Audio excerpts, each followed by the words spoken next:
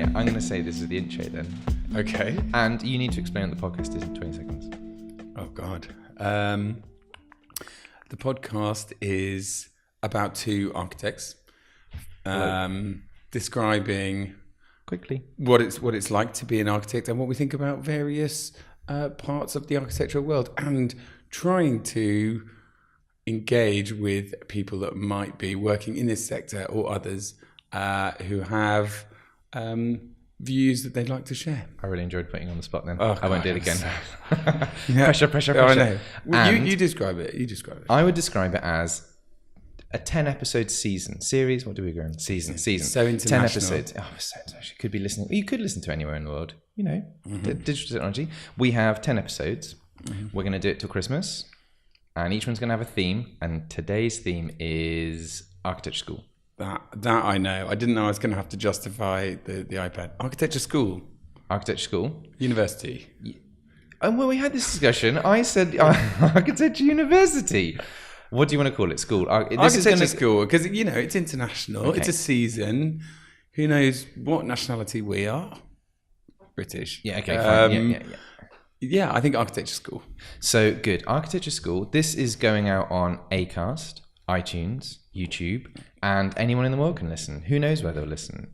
I'm fascinated to see who's going to listen. Do you think? Where, not who. Obviously, loads of people. Yeah. So, architecture school. And all are the concerns going to be the same if you're in Reykjavik School of Architecture or Yale? Probably hope to have some Yale listeners. There's probably so many Yale listeners. Yeah.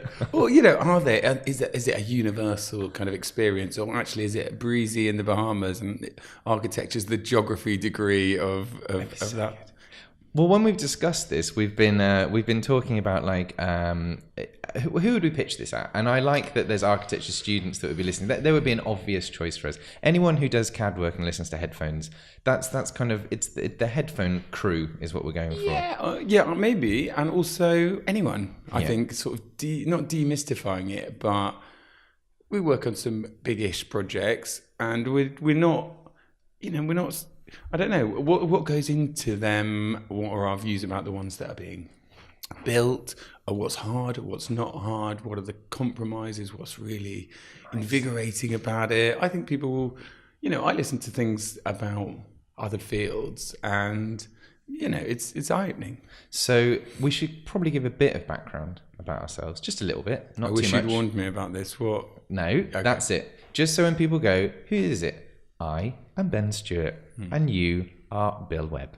There we go. Are we allowed to say? No, we're not going to say where we work. We work together. We work together. Yeah, okay, fine. At a London architecture practice. Prestigious.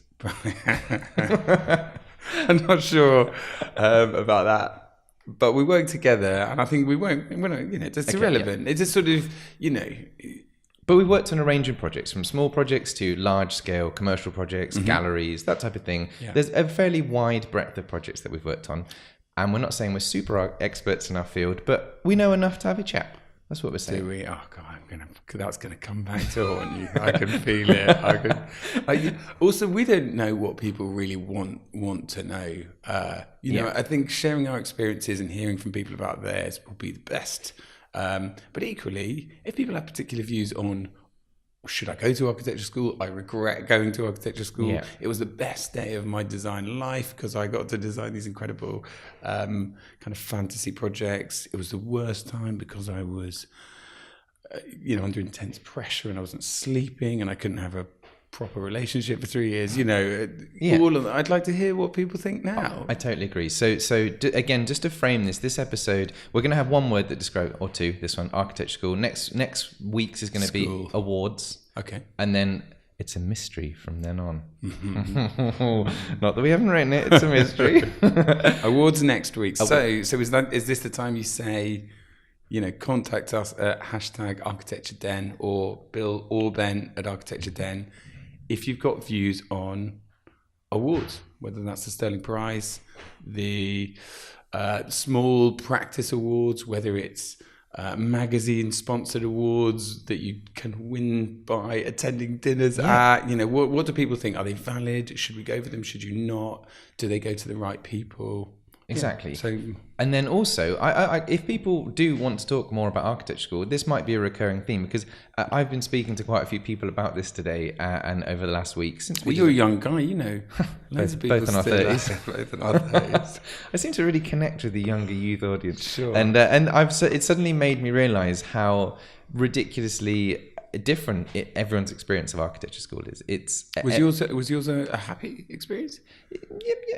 Again, I thought about this. I would say the last year I absolutely loved and wouldn't change it for the world. First year I absolutely loved but did terribly. And second year I was in a bit of a grey area where I was like, I still want to enjoy it, but I'm not doing very well. But I was aware of where I should be increased. That's just university. I think that it doesn't matter what degree you're doing. But so one of the recurring themes that people who I've emailed was about the fees, just the cost of going to uni. Because that's crazy. Back in our day, I think my uni tuition fee was £1,300 a year, all 3 years. And then because you started, it was deemed that you're part 1 and part 2. So for those of you who might be listening who aren't architects and you want to know more about it, you do your part 1, which is 3 years at university. Then you do a year out in industry, and then you do your part 2, which is 2 years. So in total, it's 5 years. But when I started, £1,300, and that ran all the way through to my 5th year. Because the whole thing was triggered from the day you sort of turned. And they were deemed you couldn't do part 2 without doing part 1, and therefore it was one continuous course. And that was at Nottingham Uni. Today, £9,000 a year, and I did a little calculation. I don't know. I think it was roughly £3,000 for rent and bills and stuff. That's that's £14,000 a year for 5 years. That's carry the ones, threes. That's like £500 million. No, it's 70 grand. 70 grand. But against doing a degree of anything else as well, and that doesn't necessarily. Yeah. Doing a degree and a master's, that's what you're saying, and it doesn't differentiate architecture school. But that is a massive cost when you can immediately do something like film something or record something or design something and put it on an open source website, and there are so many more platforms just to do a creative thing. Why go through that process? I mean, I love architecture. I love designing, but would I do it knowing that I would be in that? I don't know. Would I be in the same mindset? Such great salaries on the back end. That's the thing. Interesting. I did a little bit of research on this, and I was like, I wonder, like, what? So, if you're an associate at the very highest bracket, you're earning 70 grand. Okay. So I don't know how long it takes. 10 years, 15 years, or whatever. Or who knows? You get fast tracked. Don't you? I don't know. I don't know. But you can go into finance. I have a lot of friends who are in finance as well, and that is a slightly depressing conversation when you talk to them. But that's a big thing. Okay, so I gave a talk at a school about what it's like to be an architect, and at the end, is there any questions? And you just hope that the teacher asks one. And the first guy was like, "How much do you earn?" And I didn't want to say, I'm not telling you. So I found myself doing it. Look, we're not in it for the money. And there was a lot of sort of teeth sucking and giggling, like, you absolute schmo. You have no idea. But I think a big part of it is if you go into financial services, and no disrespect to that, because there's a lot of excitement about risk and markets, and I can see how that is fun. But you're choosing who you want to be around. What is the tribe which represents you? And it's quite a cool tribe in architecture. Yeah. Whether that's visualizers or tech guys or producers or contractors and consultants and all the planning side of it. It's quite a varied crew, I would have said. But one of the things I do really want to hear about is I didn't go to uni in London for either my part 1 or my part 2. I did both of them at Nottingham. Where did you do your part 1 and part 2? At Newcastle. And then London for part 2. London for part 2. So if you were stacking your mega tuition fee as a part 1 in London, including student rent and everything, I don't know, I mean, you're going to have a lot of fun, sure. But you're getting an enormous amount of outlay for what I guess for a while would be a slightly terrifying disconnect. The whole cost of university, and I think is universal now. I mean, that is awful. like architecture struggles with it more than most, because it's not just going to university, it's the length of the degree, and also they're quite expensive. It's so intense. You don't get a job at the same time often, although, you know, credit to you if you do. There's quite a lot of buying of stuff and materials and casting and laser cutting, so you can attract a very like middle class student, and our challenge is to get people who don't have that kind of finance into architecture, and not look at successful architects as being people who are a bit like that. And so,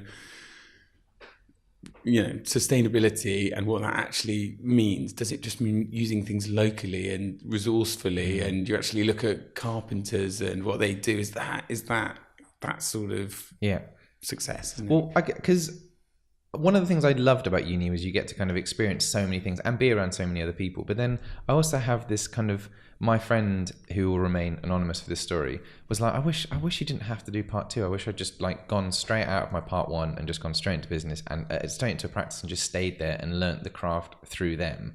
And we had this big discussion about, no, you learn so much in your part 2. It's that freedom you get to develop your own personality and taste. You wouldn't get to do that otherwise. And he was like, yeah, but you still go into a practice and you have their way of doing things. And we had this kind of really big debate about like, you know, I know you have to do part 2, but is it worth it? You know, I know what you mean.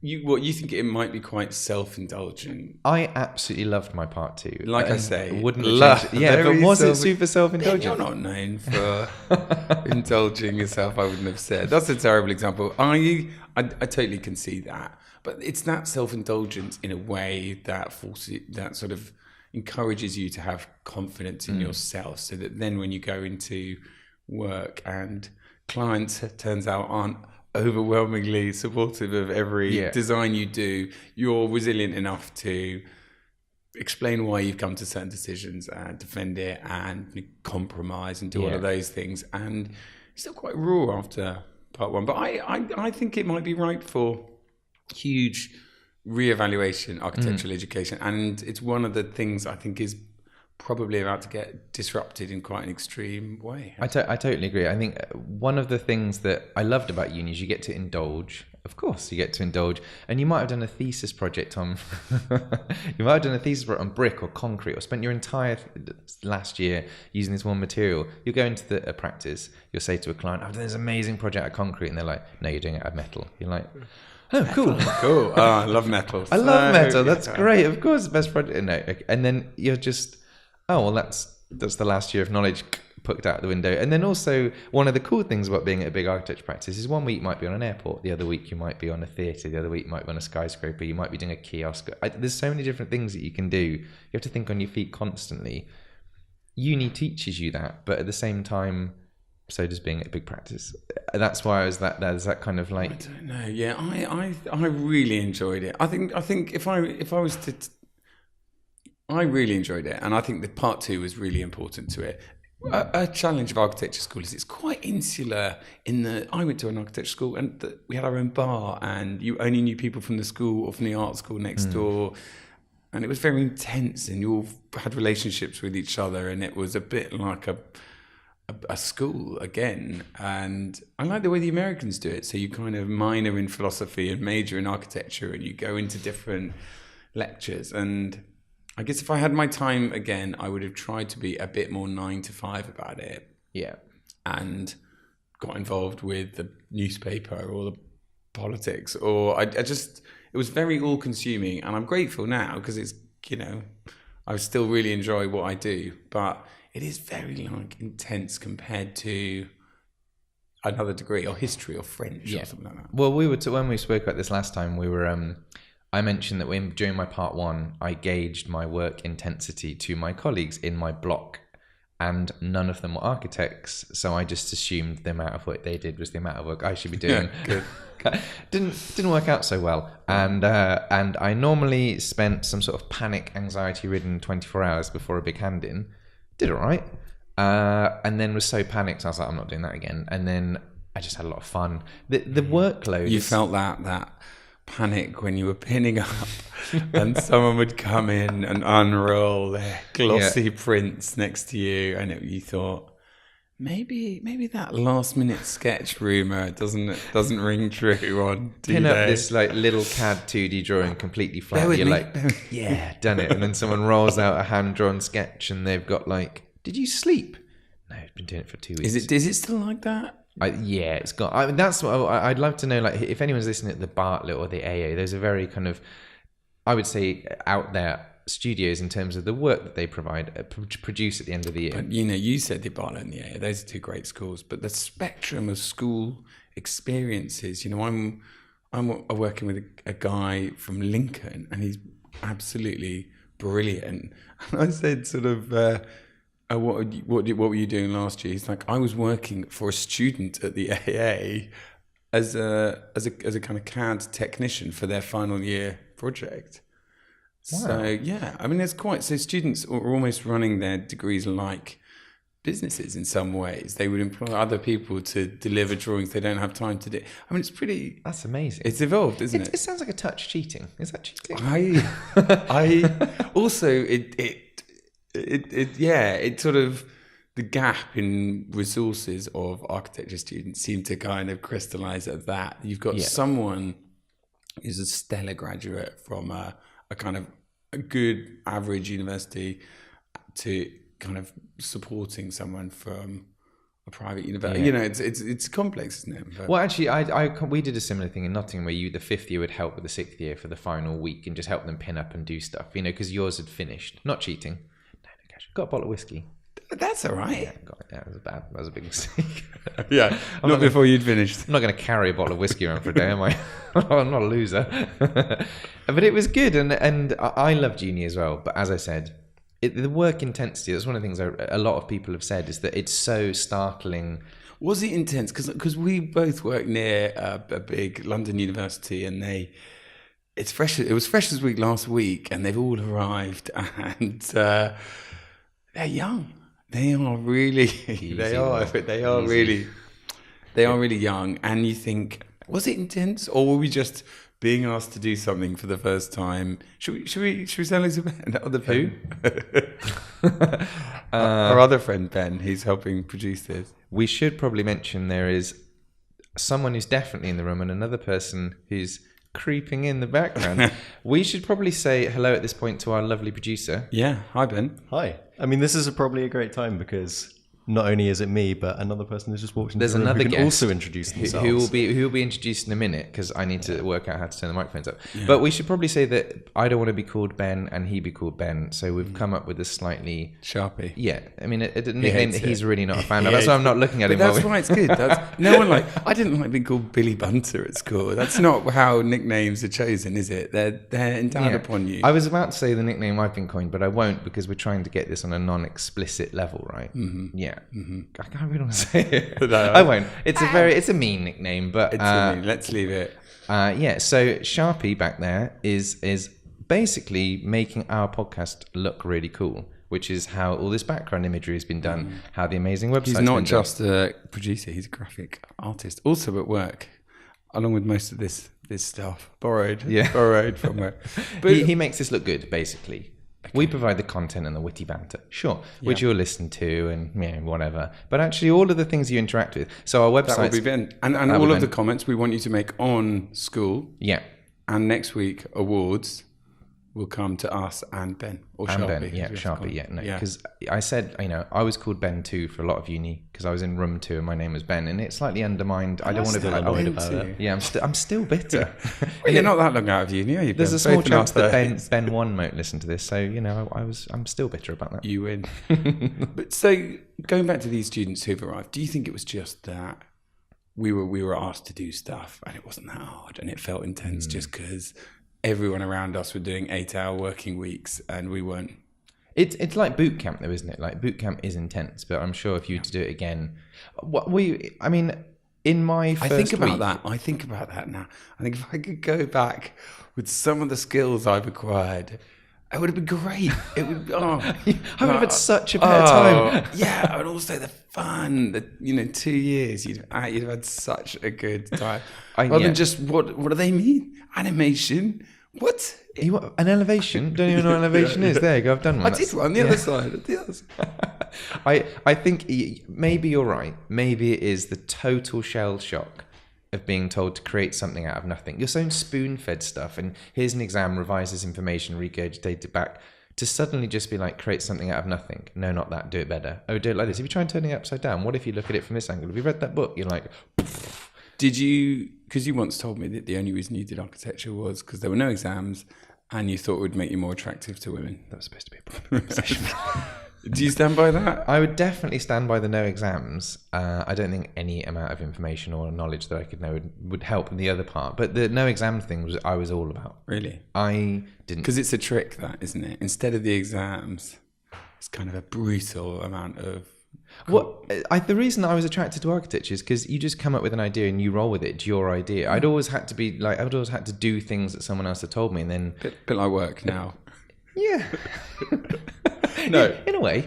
And I liked the whole kind of seamless. Oh, here's an idea, just do it. That was great. I hadn't been used to that's a crap idea. You're like, it's not though, because I came up with it. So, and they're like, someone's done it and 10 times better. You're like, who? What do you mean you've not read 50 of these books? There's a really famous architect who's done that. He spent his whole life doing it. Yeah, but that happens all the time now. You kind of looking dizzy for a staircase because you're doing. And you realize there are thousands of beautiful, elegant, incredibly subtle designs. And you think, this is crazy. I mean, how am I going to, in the rest of the day, come up with something that's going to... Okay, I'm just going to open up my CAD program and do a staircase. Definitely got 2 hours. What, do you know what? Like, one of the things I was going to talk about was like, one of the next few episodes later is technology. But touching on that, Pinterest, Instagram, they've kind of changed. You can literally before we'd have to read books, really do a lot of research, open these amazing massive books that would cost hundreds of pounds. Now you just click in concrete staircase and it comes can still use the books. No one reads books. More interestingly, when was the last time you read an architecture book? Don't lie. Don't make me use the effects board. Not for a while. Well, actually, I've bought or read.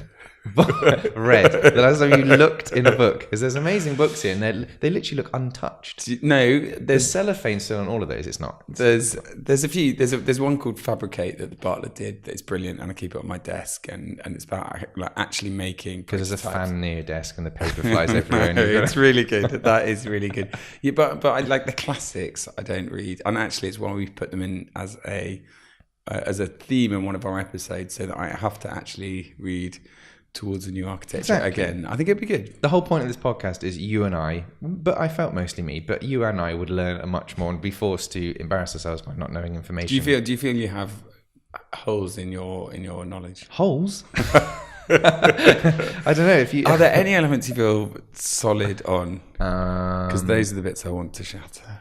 My job. I'm really good at my job. Okay. If that helps. But there's even that. I mean, Lucy's giggling in the background. But I do feel that there's elements I could know better. Sure. Okay. Yeah, but that's... Yeah, I think that's fair. I think that, like, one of the spirits of this podcast is acknowledging what you don't know and the kind of fear of failure, I guess. That is what architecture school is sort of about. There are loads of reasons not to do it. Do it, try it. You're going to learn a load, and the next time you're going to know it. And I think when you go and work in an architecture practice and you work with someone that's done it before, you think they're incredible. How can they possibly know that this is the exact right time to bring on an archaeological consultant? It's just, they've done it once before, so they have all this capital knowledge. And I think demystifying that can hopefully make it a slightly more attractive career, because we are competing to get people into architecture that could go off into tech or, the arts or become any one of the brilliant things that we would have chosen. Well, it's funny actually that so we're going to end this podcast on my top 10 tips that I've learned through architecture. And by learn, I mean things that you and I are going to discuss that I should have done. Okay. And I wish I'd done. But I part of what I want to do is that people listen to this and email in. We will read every email. There's not been a huge amount so far, so I've got the time to do that. He's emailed. Yeah, that's true. Yeah. I've had a few emails, some really good ones. Okay. And I really want people to email in and ask us anything, and we will talk about them within the realms of these kind of punchy headlines that we come up for a podcast. Yeah. But one of the big ones was kind of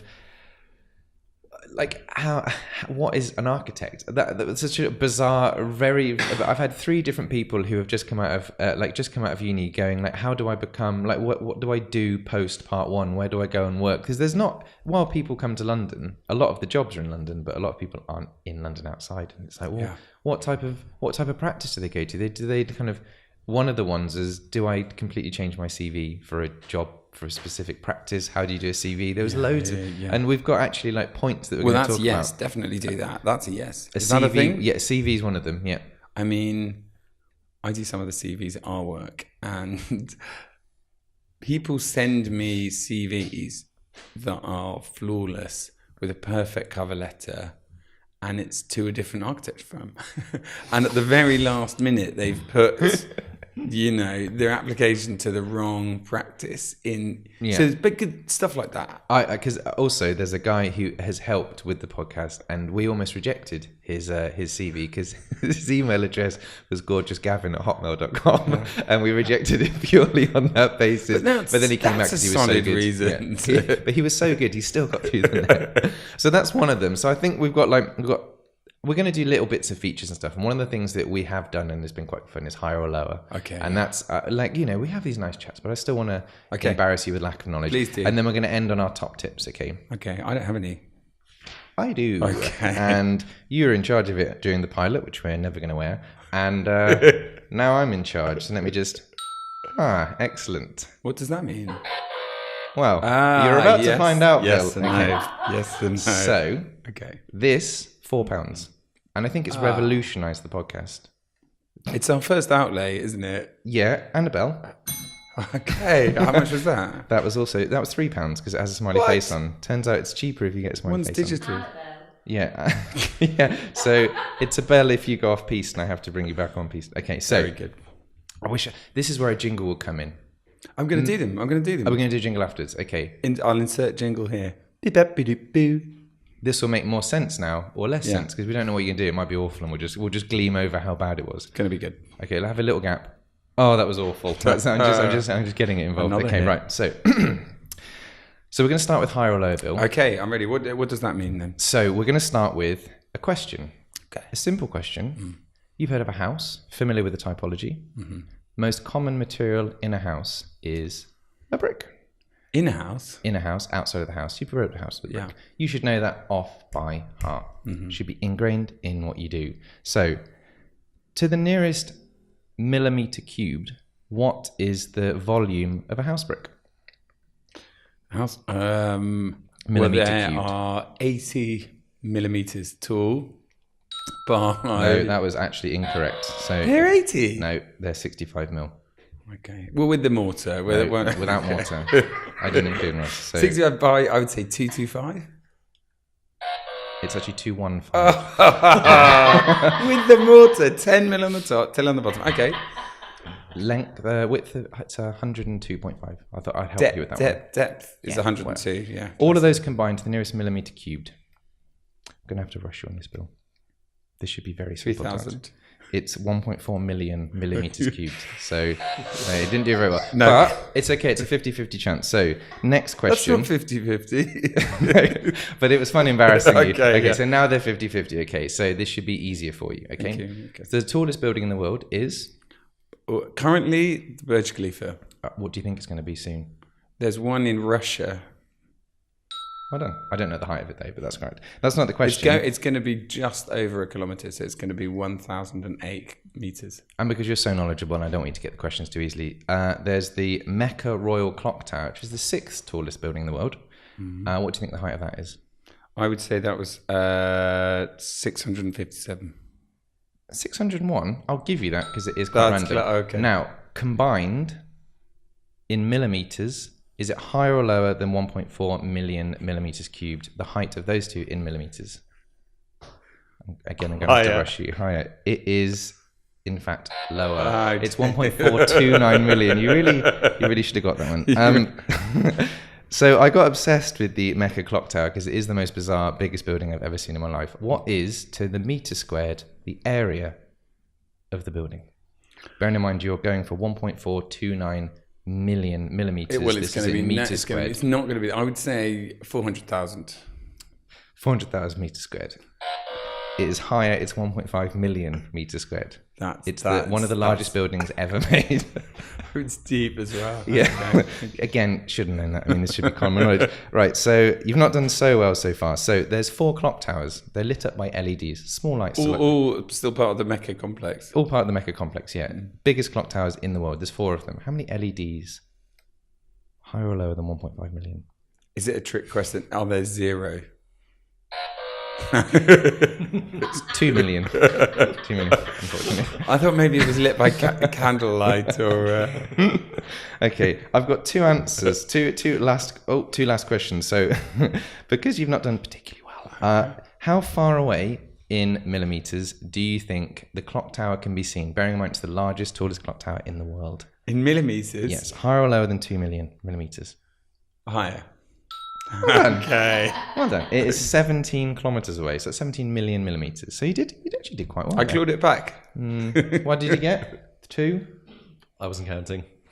Christ. Let's say 3. What are we employing this You guy haven't for? explained Ben's brief properly. Okay, so brief I think is... I got about half. What, 2.5? 2. Higher or lower than 2? There you go, you see. Okay, well, I enjoyed that. Pleased you could make it. Yeah, so again, you should know these things. I know. Bill. Yeah. I know. Well, I'll let you do the next one. Thank you. No, that set the bar. I thought I was quite generous. And best £4 ever. So we'll put that over there. That's excellent. I've learned so much about Mecca. I know, and... Do you know where Mecca is? Yes. I East. pray that way, yeah. Well, do you know which country it's in, though? Yeah, it's in the east. I think we've established that. So... Ben, just to wrap this up, you do know which country Mecca's in? Yeah. Good. Got that one. So we'll gloss over that. So we're gonna talk about the top 10 tips of going to university, architecture school. Okay. Not university. So one of the top tips that I read online, and I do 100% agree with, just pin your drawings up straight. That is such a simple one. Pin your drawings up straight. I used to tutor as a 6th year and I tutor first year. Yeah. And they just didn't pin up stuff straight, and it was really annoying. Just simple little things. That's a good tip. I mean, it's not that sort of inspiring as a tip. It's a good practical. I build up. I didn't want to start out too high and then tail off towards the end of the podcast. I would say. I mean, do you want my tips or do you want me to react to your tips? Let's just go with what got written. Yeah. Let's just go with what got written. I'll read. If you've added in notes, I think that's a bit sort of. There's this 2-part tip. Okay. And use a sharp scalpel when making models. Those are my 2 top tips. I think it's about having pride in what you do. I concur. Okay, good. Okay, right. So they get more serious now. One of them was use your tutors. Maximize your time with your tutors. I maybe didn't have the best relationship with my tutors. I kind of fought them a lot of the way. However, in 3rd year, I fully embraced them and I did so much better. But 1st and 2nd year, I got... That is really good. And there's this temptation not to go in and have a tutorial when you haven't done enough work. And in fact, that is the time to go in and they say, well, haven't you done enough work? And you push something together and they give you a bit of a push. And so the temptation to stay away is so, well, like all nasty things, I'm going to get in trouble for this. Yeah. And in fact, you go, it's not as bad as you think. You talk about it. You come up with a great idea. I totally listen to them. Yeah. But challenge them as well. I can imagine you are a challenger type person. I have a great friend from university who was very abrasive and... How do you do? You do all right? Yeah, it's a bit like it. No. But he did badly and everyone expected him to graduate the highest in the year, and because he was so self-confident, it was so abrasive to the tutors, they just felt that you can't fill a cup that's already full, and so they scored him very poorly as a lesson. And we all sort of vicariously learned that lesson, that it's okay to push, but you're here to learn. That is such a great example of why uni is terrifying. If you're really, really good, they'll punish you for it. Because did he learn his lesson? Sort of. He's running. He's a Sterling Prize winner. Yeah, he's Peter Shiro. Did he do all right then? He's got his own practice in Australia. He won't listen to this, actually. So. Whoa, worldwide reach. Worldwide reach. But I think that's a really good one, because I because I didn't do as much work as I should have. I was always terrified that I hadn't done. Is this going to be a theme, isn't it? Yeah, for first 2 or 3 years, I didn't do very well at uni, but the tutor made a big difference, absolutely amazing difference. Nicola Gerber, I'll reference in this. She was brilliant. She was absolutely brilliant, and she never kind of questioned me. She just kind of said, "And you could do this, and you could do this," and it kind of gave me the confidence. I think I'm more of a rub my belly, pat my head, say I'm doing really well, and I'll do more. Yeah, I don't really carrot respond rather than a stick.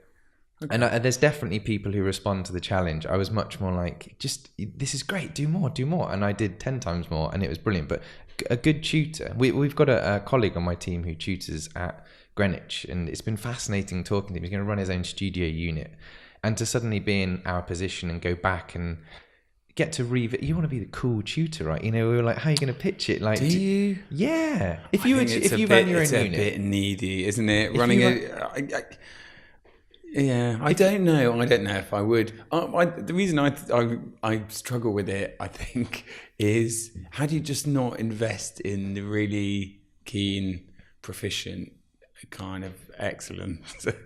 And, you know, it's about carrying everybody, really, and not about being the cool tutor. It's about, I don't know. I would love to see what you'd be like as a tutor. Coming in your cool black turtleneck, like hair combed over. No, do you think you'd be great?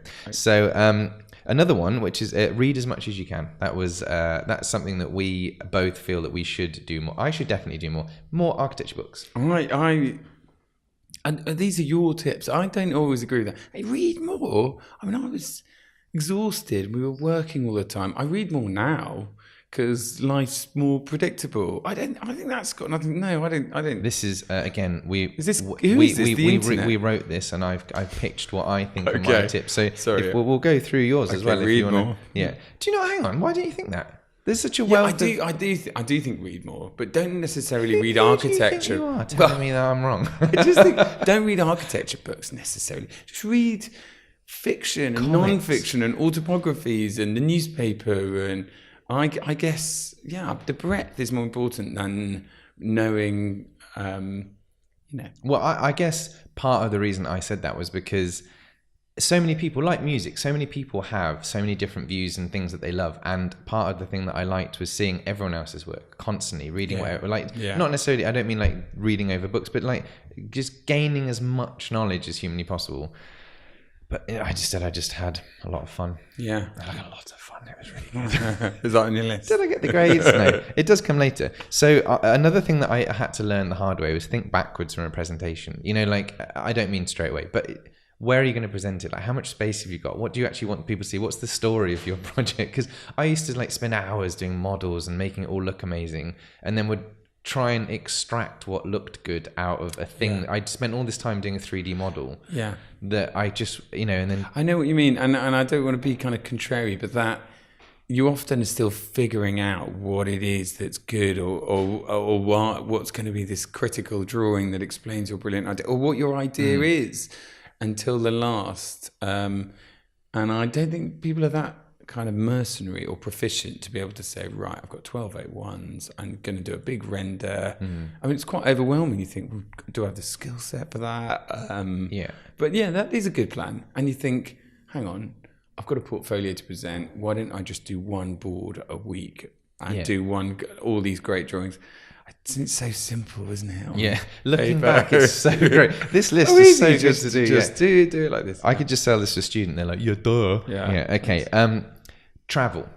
I tried to go on as many architecture field trips as possible, and every single one just blew my expectation. I mean, you've traveled so much more than I have around the world, and it just blows your mind what other countries and other cities. It's good to travel with the people you study architecture with, because I guess if I think about it now, you feel your kind of competimates, your colleagues and your... Competimates? It's an American thing. Is that a word? I like that. Competimates are sort of... Are we competimates? No, I think we're mates. I'm like winner Bill. Don't compete. No, I think we're not competimates. We're mates. Didn't we do two big sporting events this year together? Yeah. Didn't we compete? No, we didn't compete. A competimate would be your friend who works at Hawkins Brown, and you kind of meet for a pint, and you sort of you're friendly, but there's a slightly spiky. Oh, well, I'm heading off to to the States next week to say, it's a sort of friendly, competitive-matey thing. And all these people who go to architecture school will end up being your peers in other practices and running design councils and being planning officers and working for development companies, becoming clients. So go on trips with them and be friends with them, and it is hard don't to jeopardize that, or don't push it to I think your whole peer group will rise and blossom together. And when people leave and go and become satellite designers or television producers, it's great for you. It's great to stay in touch with them, because you can then go and design the sort of BBC studios or whatever, rather than, they're dead to me, they went and did something else. So, next one. Ideas and effort are better than glossy images. The reason I wrote that was because I used to get obsessed with the image at the end, and actually if I'd just gone to tutors with an idea, I would have wasted a lot less time and got a lot more back from them, because you go with this image, you've slaved over it, and they're like, what's the concept? And you're like, oh God, you've completely undermined all the work I've done. And if I'd have just gone in with 10 sketches, 10 ideas, we would have worked through it, and I'd have gained way more time. And I just like, oh God, it seems so obvious now, obviously. But you're so terrified of going in and seeing your peers, your competi mates, and they have these amazing images. Yeah. Were you strong on that? Kind of the idea, the kernel of an idea? I loved it. If I hadn't a good idea, it was brilliant, and if I didn't, I just floundered. I can imagine you've been very good at the ideas. I love the ideas. Yeah. Yeah. And then the technical side, visual images. There wasn't a sort of counter to that. I can imagine you've been good at the ideas. I also thought, if you come up with a great idea in week one, most tutors then say, you need to evolve it, and there's a certain process of iterative kind of consideration. So they're never going to say this is great. So having the self-belief sometimes to say, no, this is great, and I'm sticking with this idea, and it's great. That, I think, it often earns respect, rather than, you don't like that one, I've got this one. And, I think it's something that to this day still terrifies me, and Revit, the program we use, has made it a lot easier. But it's when they go, have you tried just changing it? Or why don't you just move some of these bits around, and you've like done a render and it's had like 10 days of Photoshop on. You're like, no, I haven't. Yeah, I'm sure I could do that. I just moved that. Yeah, just have you tried moving it around? So then the next one, kind of leading on, mistakes are very important. And that is kind of keys in with welcome to episode 1. Yeah, which the other one, which is your favorite, which is JFDI, which is JFDI. Yeah, I'll let you try and describe that. Yeah, that is just do it. I think that is a big one. I met a very successful man the other day, and I said, well, what is the difference between you and people like me? And he's like, just people that just do it. If you have that idea, just do it and try it. It'll fail. Do the next one. It'll fail. One of them will grab a bit of traction and be a success, and people will say, oh God, I could have done that, and they didn't. And I think, just doing it is really important. Yeah. But that's not an architectural thing. I think that's about all things. And I do remember being at architecture school and looking at images and looking at design and thinking, oh, I like that. That's rubbish. That's good. Oh God, him again. And once you've tried to do it yourself, you just have huge respect for anyone that's done anything. Yeah. A chair, a beautiful fit out, like a lovely handmade piece of jewelry, written a book, done a podcast. You think, there's a lot of kind of movement against it. So good for you. Yeah, I think I'm a much less sort of critic. I'm much more supportive, and there is something, there is architectural criticism out there, and we'll come into it kind of in a later episodes about people reviewing buildings we've worked on. But it's easy, I think, or to do it well. To do it well isn't easy, but it's easy just to contribute something. But to actually kind of make and contribute, it's tough. Because it's one thing to kind of make a mistake and no one listens to a podcast. That's one mistake, but it's very different to do a kind of mistake and then it's played out in front of everyone. And it's very easy to say, don't be afraid to make a mistake. And then the reality is you're like, oh God, that was embarrassing. That was really embarrassing. What is your biggest? Have you ever made a massive commercial mistake? Is this not the platform? Commercial mistake? No, God, no. Never made a commercial mistake. No. But I was the opposite. I would just be too afraid to make a mistake. So I would only ever show stuff when it was perfect. And that worked half of the time and worked terribly half the time, because I would do either really badly or really well. I think that is such a universal thing you've touched on. I kind of mentor some students at our work, and I said she wanted me to look at her portfolio, but there were only a couple of sheets in it. And I was like, where is it? And it was all in the other port. And it's just, you're embarrassed. And actually getting over that is what success is. You know, some of these famous guys are not just technically gifted. Yeah. They just got self-belief from somewhere, you know. And then you learn, you will never ever forget a mistake, a lesson that you learned from an embarrassing mistake. It'll be etched into your brain, and you'll work around it. Mistakes inherently embarrassing? I don't think that. I think the first few are because it's embarrassing, and then you get in the habit of making mistakes, and we call it like iterative processes rather than mistakes. But you get in the habit of it, and they're less embarrassing, aren't they? Yeah. I mean, the more confident you get at public speaking, the less you mind if it doesn't go as well as you'd hoped. I don't know. Is that true? I guess I'm talking to first year me. But these are our experiences, and I wonder how many of them are universal. And have universities changed a bit? They're much. I mean, are they less party-like now in some ways? Is there less boozing? Is it more focused you go because of the processing power or the amount of laser cutters they've got, or how many credits you get on the 3D printing machine? Is that what you choose? Do you go and because you know that, you know, I went to a university because I knew a guy called Michael Hensel was the tutor.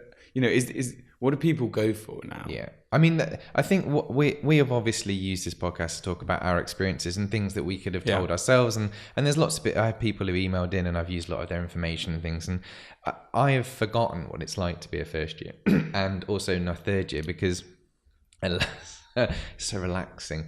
But Ben sent me a YouTube video of a girl who took a selfie every day for a month for her last year of uni, and it starts off as you would imagine, and the last image is her in hospital from exhaustion. And I just thought, oh God, that is what it's like. It is so intense. It is intense, but I remember it being really fraternal and sororial, and it was intense, and we kind of were all birthed out the other side. And you know, you'd stay up all night, and then you'd do your crit, and then you'd go out partying all night, and you know, you couldn't sleep because it was so sort of intense. But it was exciting. It was really exciting, and I remember that intensity isn't something I'd change, but I appreciate, like, well-being is a much bigger part of student life and normal life. Yeah, I would, because I guess my diet, what you eat and stuff, that must have changed massively. I mean, it's just drinking constantly. I don't know if that's true. We are so far away from being a first year bill, though. We're double the age, or both in the 30s. But like, I refuse to believe that in an Instagram social media obsessed thingy, you're going to go out and do some of the drunken things that you did. You just behave a lot more. I don't know. I think, maybe. You can be at YouTube and have a Snapchat channel of your friends and have 300 people real time video each other and do stupid things. Is that what normal people do? Is it? I don't know. If you're an 18-year-old and you let us know. Yeah. So is this? We want engagement. We want comments about being at university, architecture school, where we're wrong about any of the things we might have said. So out of touch with the world. And awards next week. There are a few big obvious ones going on at the moment, and that's the other thing we want to hear about. Exactly. So we're going to end on the last point, and then we'll wrap it up. And this ties in quite nicely with this podcast. But keep your options open. Architecture is a multidisciplinary. There are plenty of podcasts. Course. There's loads of podcasts, but there's so many. There's loads of architects who I know who went into set design. They went into journalism. They went into loads of other things. And I think what's great is that I don't think there's a course, correct me if I'm wrong, that teaches you as many different things as architecture does. I mean, you're a one-man studio. You know, you do model making, you have to do presentations, you do IT. You learn so much software programming, like absolutely everything. And there's people who we've spoken to are VR artists, they're VR professionals. They used to be architects. That Revit specialists used to be architects. There's a thing. I think that's a really good point, that everybody, when they finish their degree, other than people on vocational things like architecture, think, what am I going to do? You know, I've got a degree in history.